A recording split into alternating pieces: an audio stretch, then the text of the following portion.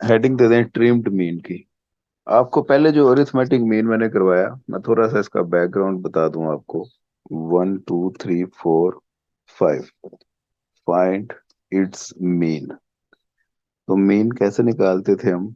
X bar summation x equal as summation x over, x तमाम n. Values को add किया, 1 + 2 + 3 + 4 + 5 divided by 5, और answer आ गया 3।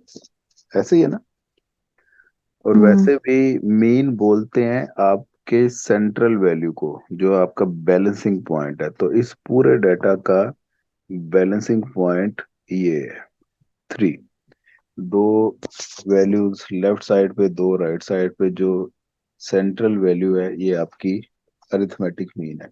अच्छा जी, अरिथमेटिक मीन के डिसएडवांटेजेस जो मैंने आपको कहा था बार बार का याद करें। हम्म।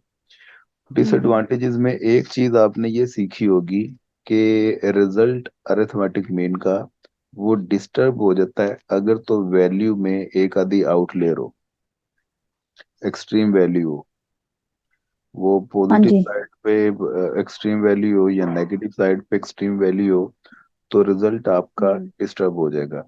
मसलन कि हम अरिथमेटिक मीन एक ऐसी वैल्यू को मानते हैं जो पूरे डाटा की नुमाइंदगी करती है, बाकी तमाम वैल्यूज जी। उससे इक्वी डिस्टेंस पे होती हैं। हम्म। अब आप फर्ज करें 5 के साथ यहाँ पे एक एक्सट्रीम वैल्यू ऐड हो गई, 1 2 3 4 5, 5000। अब निकालें जरा इसका अरिथमेटिक मीन और मुझे बताएं क्या आता है। 848.33। 848.3।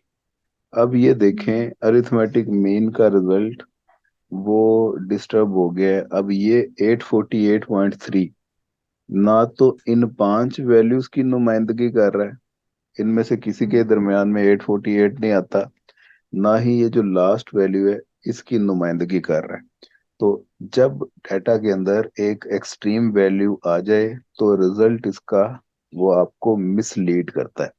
फिर डाटा अरिथमेटिक मीन पूरे डाटा की नुमाइंदगी नहीं करता। तो ऐसे में फिर क्या करना चाहिए जब डाटा के अंदर एक्सट्रीम वैल्यू या कोई आउटलेयर हो?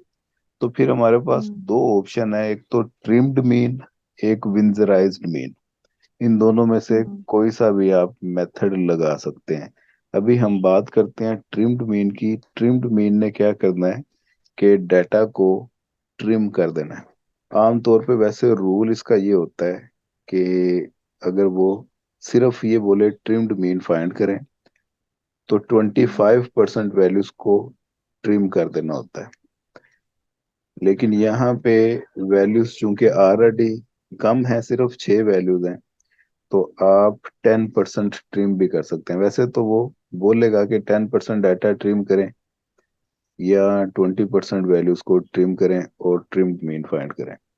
अब अगर ये क्वेश्चन है आपके पास, 1 2 3 4 5000, फाइंड ट्रिम्ड मीन, तो आपने क्या करना है? आखिरी वैल्यू ये काट देनी है और इधर से पहली वैल्यू ये काट देनी है। बकाया कितनी बची वैल्यूज? थ्री। 3। उन तीन का मीन फाइंड कर लेना है। एक्स बार, इसके फुट पे छोटा सा टी लिखते हैं। सर हमने वन क्यों किए? वन तो एक्सट्रीम नहीं बनता ना।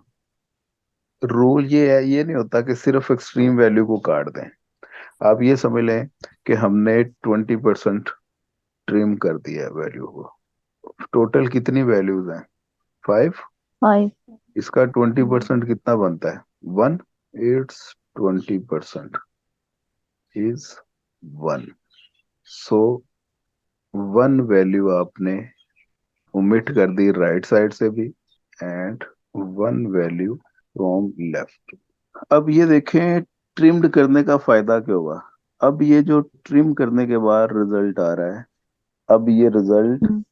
आपके पूरे डाटा की नुमाइंदगी कर रहा है। एक्सट्रीम वैल्यू के आ जाने से भी रिजल्ट डिस्टर्ब नहीं हुआ, मिसलीड नहीं कर रहा मैं। तो ये सबसे बड़ा इसका फायदा है कि एक्सट्रीम वैल्यू हो तो रिजल्ट हमें मिसलीड नहीं करता। अब अगर ये डाटा आपके पास इस तरह से हो, ये एक्सट्रीम वैल्यू लेफ्ट साइड पे भी हो सकती है, तो ये आपका आ जाता है -6000 1 2 3 4 पॉइंट ट्रिम्ड मीन। अब उसने कुछ भी नहीं कहा, 10% 20%, तो वैसे रूल ये होता है कि वन क्वार्टर वैल्यू को ट्रिम किया जाता है, क्वार्टर बनता है 25 पे। यहाँ पे 25% अगर करते हैं तो वो 1.5 1.5 इस तरह करके वैल्यू स्किप करनी पड़ती है हमें। तो इससे बेहतर यही है कि आप एक एक वैल्यू काट दें, 20% कर दें ट्रिमिंग। ये वैल्यू काट दी और इधर से ये काट दिया, 1 + 2 + 3 डिवाइडेड बाय 3, और आंसर आ गया 3। आंसर आ गया 2। आंसर आ गया 2, हाँ जी 2 आ गया। अब ये डाटा आपके पास, आपको वो बोलता है फाइंड 10% ट्रिम्ड मीन। तो आपने क्या करना बोला, ट्रिम करने से पहले ये बात छोटी सी ध्यान में रखिएगा कि डाटा को हमने अरेंज करना है पहले। ये साथ आप इसके फुट पे छोटा सा ये भी लिख सकते हैं, 10%, तो पता चल जाएगा कितने परसेंट ट्रिमिंग की है। तो ये एक वैल्यू जी ये वाली काट देनी है, एक आपने ये वाली काट देनी है। तो आपके पास जो रिमेनिंग डाटा बचा, उसे जमा करके नंबर ऑफ वैल्यूज पे ऐड करते हैं, डिवाइड करते हैं। ठीक है जी। अब ये जीरो लिखें या ना लिखें मर्जी है ना हमारी, क्योंकि एडिशन पे हम्म। फर्क कोई नहीं पड़ेगा। हम्म। लेकिन अगर आप जीरो को नहीं ना लिखते, ये लें, तो आप हो सकता है कि 1 2 3 4 5 6 7 7 पे डिवाइड कर दें, फिर भी गलत हो जाएगा। तो जीरो लिखने का मतलब है डिवाइड आपने 8 पे ही करना है। ओके। ये 26 आंसर आ गया 26 ट्रिम मीन। पॉइंट 125। 26.125, 125 तो आजकल इतने महंगे हो गए हैं, तो ये आंसर में कैसे आ गया 125।